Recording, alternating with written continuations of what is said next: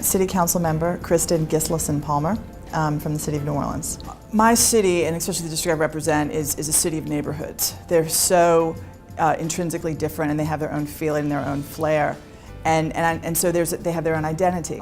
You know, I think a lot of our uniqueness comes from the fact that it was a port city, so we have such a high level of diversity of peoples and of culture, and that's really kind of created what we have today. When we look at that, and we look at also what happened 7 years ago with Katrina and the failure of our federal levee system, that really, I think, put a lot of things in perspective.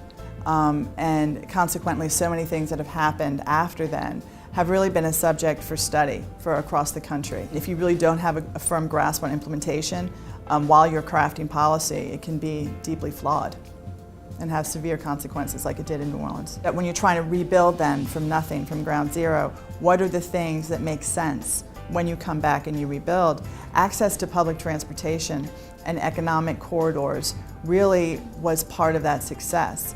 If you had access to grocery stores and you had a walkable community and you could get to the resources that you needed, those were the communities that rebuilt faster and better. I have kind of a guiding mission and principle, I think, in public service, at least in my role of public service, and I really think that's to create wealth and equity within our communities. And so when we look at that, how do we create wealth and equity? I think the two areas that we can best do that is through housing and transportation. You know, for the vast majority of people, right, that's the first and the second monthly expenditures, number one and number two, first housing and then transportation. How do we make it more affordable, and how do we create better access? And how do we have better linkages of people to their work, to their schools? And so that to me is another really important part that we look at. We now have a master plan with the force of law, which I think is huge in moving any city forward. Currently, we are retooling our comprehensive zoning ordinance so it reflects what the master plan is. So we have good land use now.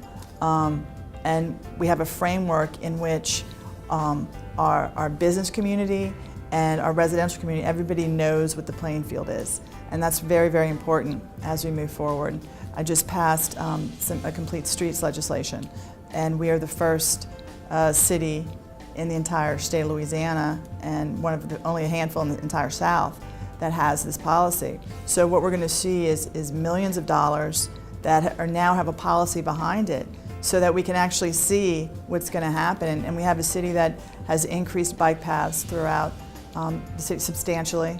We are, I think, ranked number 10 in the entire country for people that ride a bicycle as a primary form of transportation. And we really just need to fix our sidewalks and our disability, which we're lagging in. And I think this is going to really create a policy that we know how to really focus our dollars. One of the purviews and the powers of the City Council is in smart land use decisions. Smart land use decisions can spur development in certain areas that need more economic development. They can spur more residential in areas that need more residential, and more green space in areas that need green space. One of the people that I have a tremendous amount of respect for is a mayor from Charleston. And he said what kind of guides him all the time is what is best for the residents.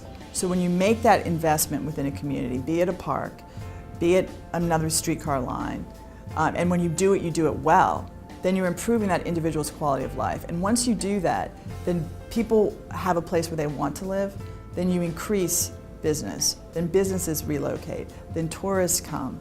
And I think that's what we're really looking for. And it's very tough to stand up and say, you know, I think that if we do it this way, I think if we make the footprint smaller, I think if we reuse an existing building, I think if we orientate it to the street and to pedestrians as opposed to having setbacks. Those are sometimes really difficult decisions to make, because I think as an elected official, you're often worried then that the business won't come.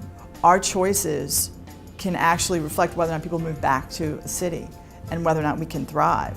When you stick to the good principles, you get a tremendous amount of benefits, and though it can be harder at times, the end result is always better.